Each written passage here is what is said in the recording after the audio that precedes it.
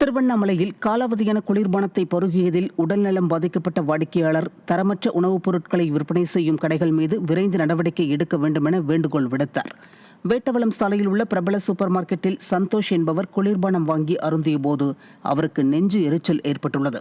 குளிர்பானத்தை ஆய்வு செய்தபோது அது காலாவதியானது என தெரிய வந்ததை அடுத்து அதிர்ச்சியடைந்த அவர் விற்பனையாளர்களிடம் புகார் தெரிவித்த போது அவர்கள் அலட்சியமாக பதிலளித்துள்ளனர். நிர்வாகத்திறனற்ற விடிய ஆட்சியின் உணவு பாதுகாப்புத்துறை அதிகாரிகள் விளம்பரத்திற்காக சோதனை நடத்தாமல் அனைத்து கடைகளிலும் தவறாமல் ஆய்வு நடத்த வேண்டும் என அவர் கோரிக்கை விடுத்தார். பக்கத்தில் இருக்க மோர் சூப்பர் மார்க்கெட்டுக்கு தாகமாக இருக்குன்னு ரெசிபாய்டு 2 வாங்கினோம் சார். 2 ரெசிபாய்டு வாங்கி போய் வீட்டில் சாப்பிடும்போது நெஞ்சு எரிச்சலாக இருக்க மாதிரி இருக்குது.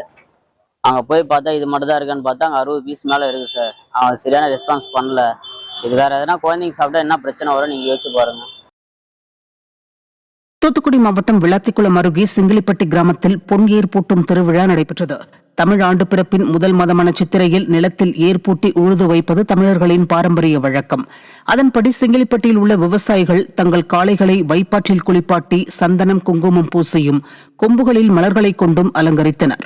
அதேபோன்று டிராக்டர்களும் ஜோடிக்கப்பட்டு கோவிலில் சிறப்பு பூஜைகளுடன் விவசாயிகள் நிலத்தில் கம்பு பயிரை விதைத்து உழவு செய்தனர். பொன்னேர் கட்டும் நிகழ்வானது ஆதிகாலம் முதல் மனிதன் பயிர்த்தொழில் செய்ய ஆரம்பித்த காலம் முதல் அந்தந்த வருடம் பிறந்தவுடன் நல்ல நாளிலே முதலாக நிலத்திலே சென்று ஊரெல்லாம் கூடி மக்கள் அனைவரும் முதல் நாள் உழவு செய்து அதன் பின்பு அந்த ஆண்டு வெகு சிறப்பாக மகசூல் விளைய வேண்டும் என்று இறைவனை வேண்டி இந்த நிகழ்ச்சியை தொடங்குகின்ற நிகழ்ச்சியாகும். அந்த வகையிலே இன்று எங்கள் கிராமத்தின் சார்பிலே மக்கள் அனைவரும் ஒன்று கூடி இந்த பொன்னேர் கட்டும் திருவிழாவினை மிகச் சிறப்பாக நடத்தியிருக்கின்றோம்.